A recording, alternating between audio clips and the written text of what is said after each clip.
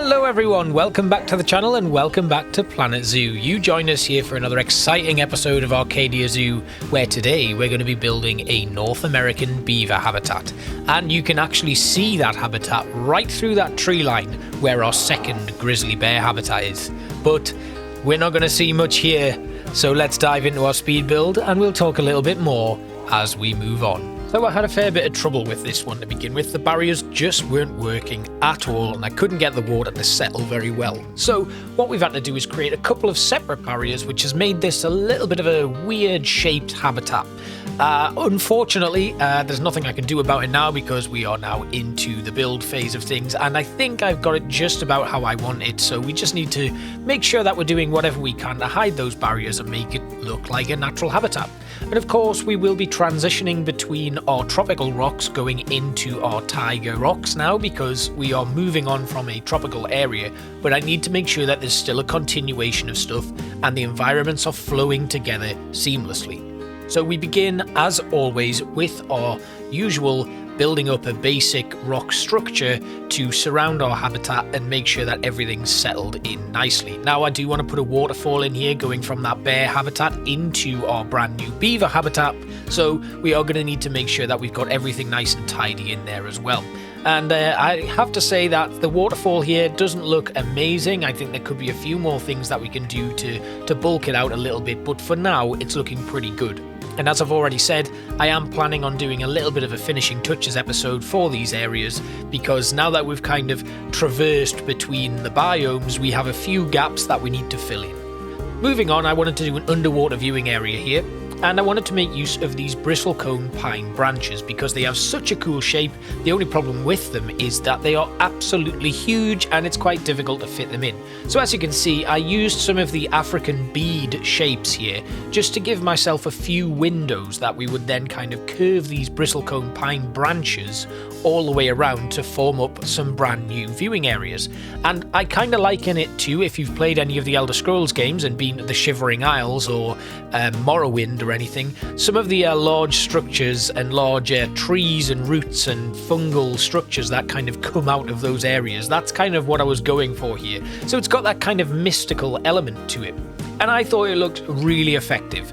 And when we get all of the other foliage and stuff in, this is quite a dense and thickly populated area of foliage here, so it's looking really cool, but it's got that really nice enchanted forest kind of look to it, and it really helps take away some of the attention from the actual beaver den that we're going to be building, because the dam is a little bit larger than I wanted it to be, but I think we got it and it's looking really good anyway. The next step was to actually build a barrier, and for this we're going to be using New World pieces, namely the actual lampposts that are going to make up the side pieces of this barrier. Then we're going to have a glass front on it and then a little metal pole on the top to hold it all in place. The actual lampposts themselves are a little bit too tall, so we're going to sink them down into the ground as well, and that's our metal post going in. Then we'll sink down these lights. I may have these lights on, I might actually have them off because later on we're going to run some string lights in the gap in between the two lampposts, so we don't necessarily need to have them on, and I'm literally just using them because I really like the base of them. They fit in really nicely with what I'm looking for from this barrier. The barrier itself though, once we'd put it in, it didn't look too it wasn't really much to write home about, so we do end up decorating it with some foliage, namely the wisteria bushes that we're going to run all the way up on various sides of these lampposts and barriers themselves, just to make sure that there's a little bit more of a natural feel to it. I don't want this to look too engineered. Like I've already said, I'd quite like to maintain a natural structure to this entire mountainous area so that guests have like unparalleled views, not restricted with barriers and stuff. And it just means that because we got some of the tall trees in this build and the actual new area in general, we can do a lot more with rocks, trees and bushwork to create some natural barriers to prevent our animals escaping. So the next step was to fill out some more rock work, and you can see our landscape kind of trails off very, very steeply. So we're going to smooth some of that out as well, just to make it a little bit more tidy, bringing in some of the terrain stamp tools to create a natural slope going up to the water's edge where our actual beaver den is going to be. But it's all starting to take shape and the basics are almost complete. But we still have a lot more to do here before we can actually move on and start doing the detailing. So after adjusting the barriers, you can see the size of this habitat has grown. It was time to build our beaver dam. Now, I was trying to think of a quick way to do this because we've got quite a large structure here that we're going to need to build on. It's a long jetty and I want the whole jetty covered to provide hard shelter, and I want the beavers to be able to just swim up to it and out of it.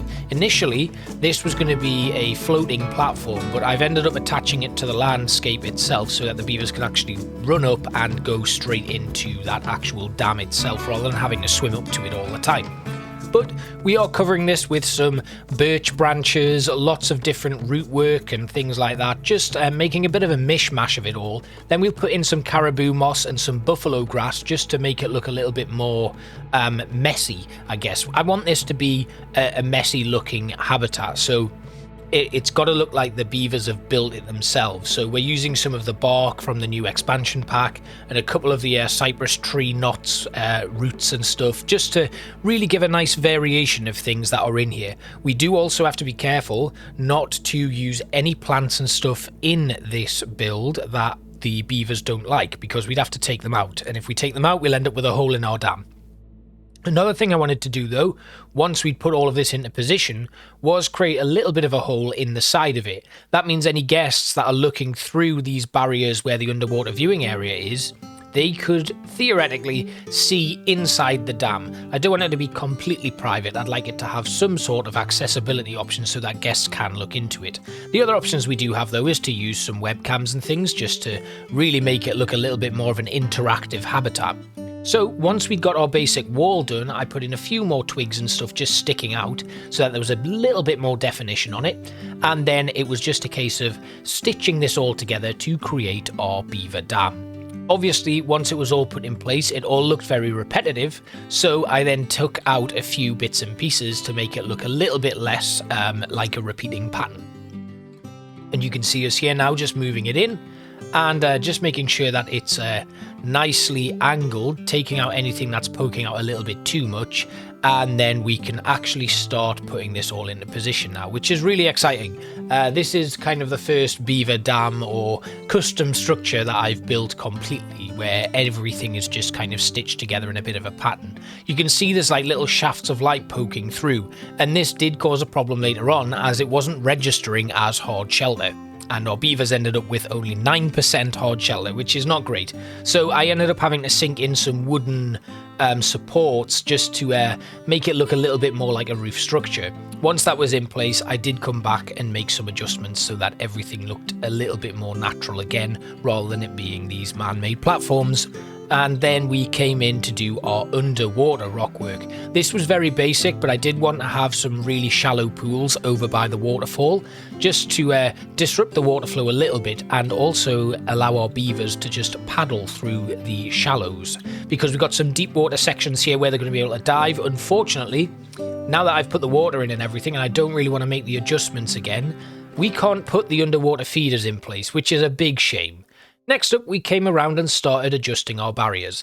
This was just going to allow us to finish off the entire habitat and give us a little bit more of an idea of how much landmass we had to work with. So it's looking bigger again. As you can see, we've got some gaps here underneath our fence work when we put it in place, and that's really good. It just means that when our beavers have offspring, they'll be able to roam freely and the habitat won't become overcrowded.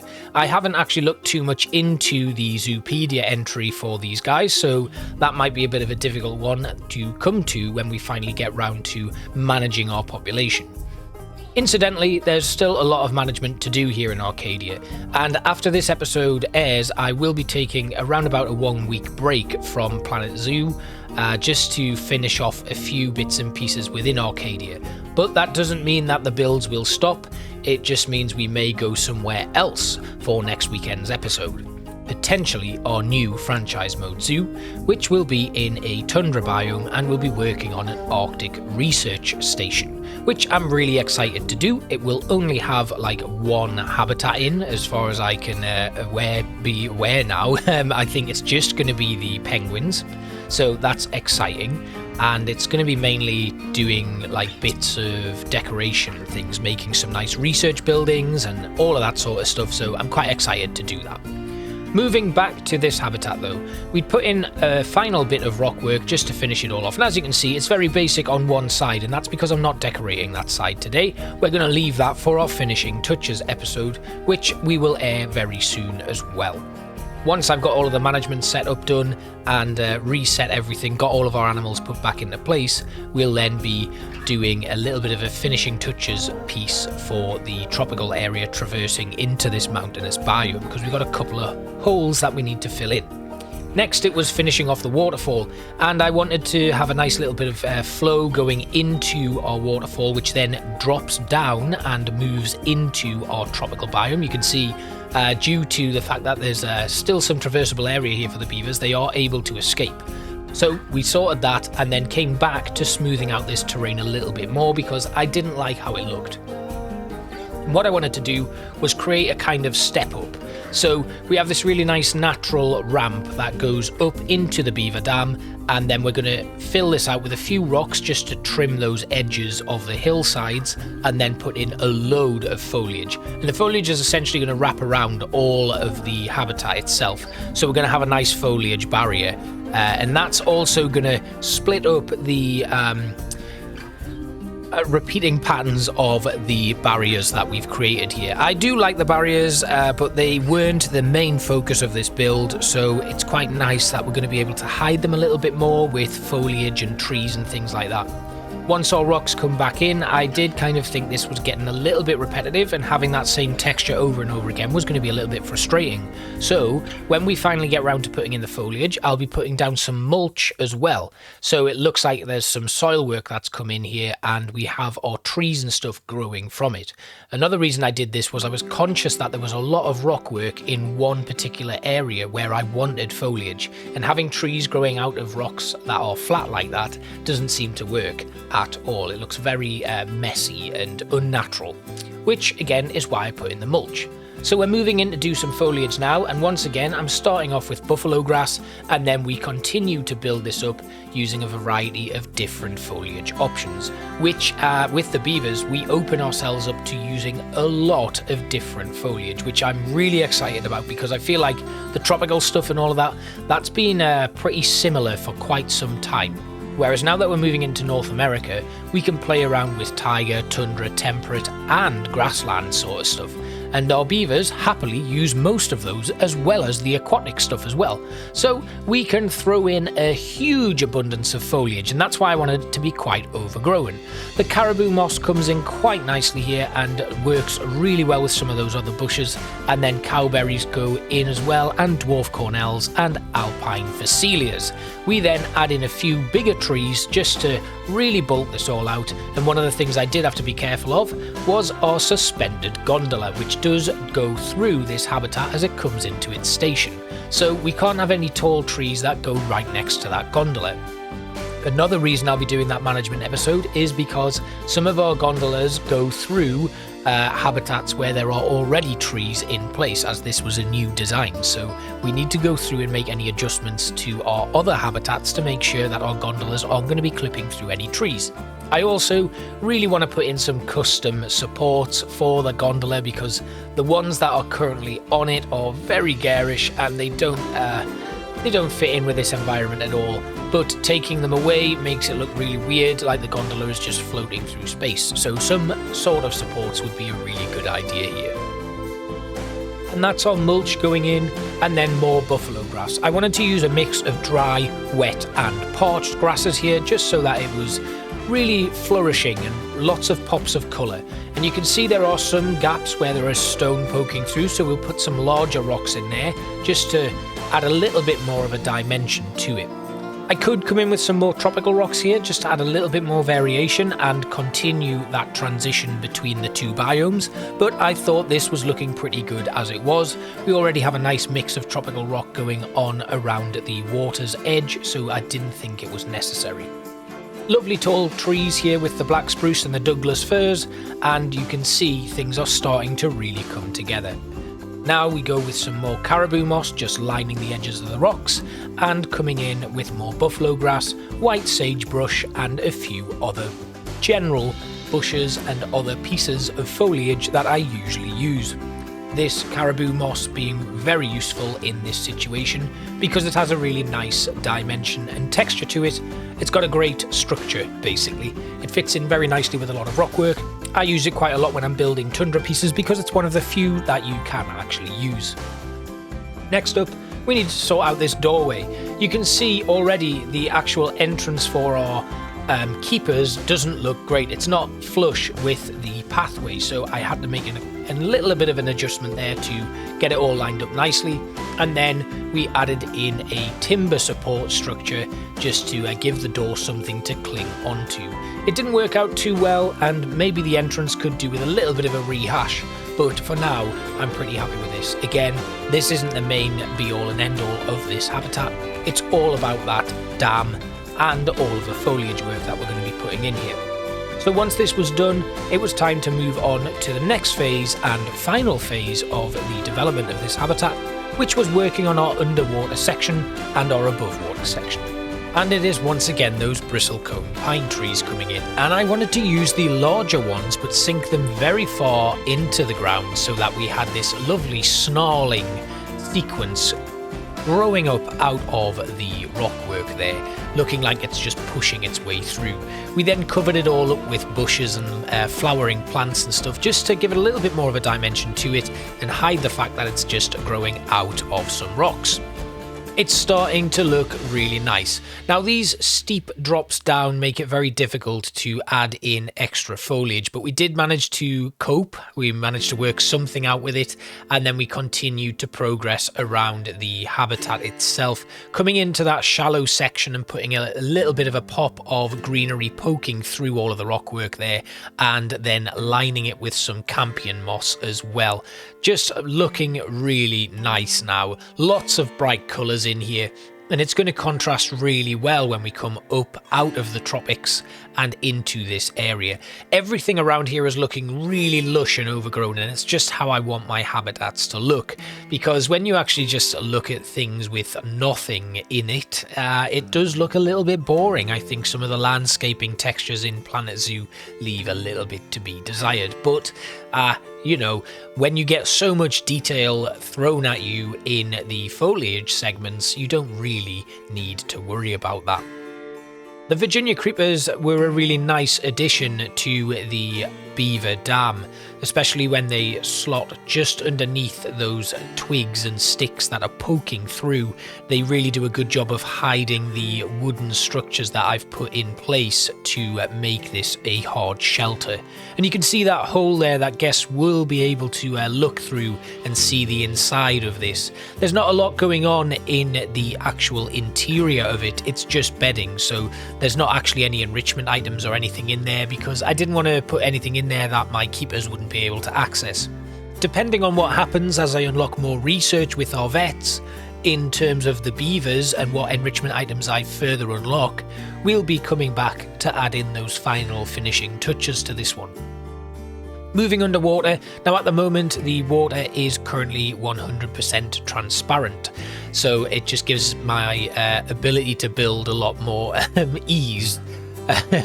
And then the bristlecone pine branches going in again just to continue that mystical feel going right round the front of the habitat. Cattail reeds were going to go in here just to frame things a little bit. They can poke out of the actual water's edge very nicely and just decorate the exterior parts and the rounded rocks here very well, moving towards our waterfall here. Like I said, we're going to be doing those little in-betweeny bits very soon. Underwater eelgrass was next, just going in where the patches of greenery are poking through our stonework and soil work here. Once that was all filled in, I needed to put in some more greenery down here, and it was the underwater hydrilla plants that went in very nicely, filling in all of the gaps of soil and rockwork, making this entire area underwater look completely filled in. I did put in some water lilies, but they really didn't work because the roots don't quite reach down, and I don't like them just floating there like that. I did manage to get some in the like outer sections of this just before we get to the deep water. I then sunk a boat into the underwater section as well, just to add a little bit more detail into it. Added some more tea crates and then a few other bits and pieces in here just to really finish it all off. And we're coming towards the end of this video again. It's been a really fun build, this one. I think there's probably more that we could do here, but I'm relatively happy with how it all looks, and I think it's going to be a really nice build once it's all finished off. Of course, there are some enrichment items that I've yet to unlock, as I've already mentioned, but they will be coming very soon, and I'll put them in, hopefully, in advance of the tour. So I hope you enjoyed this one. It's been a lot of fun to put together, and yeah, I can't thank you enough for watching, giving me a bit of your time every week, whether it's on stream or for whatever video you want to watch. I really appreciate you coming along and watching a video. So I hope you enjoy the tour as we just finish off these last few picks of foliage and enjoy this build in its full form. Obviously, we have new tools coming out that are really going to improve the look of these tour segments that I'm really excited to play around with. So thanks for watching, and I will see you all next time. Bye bye.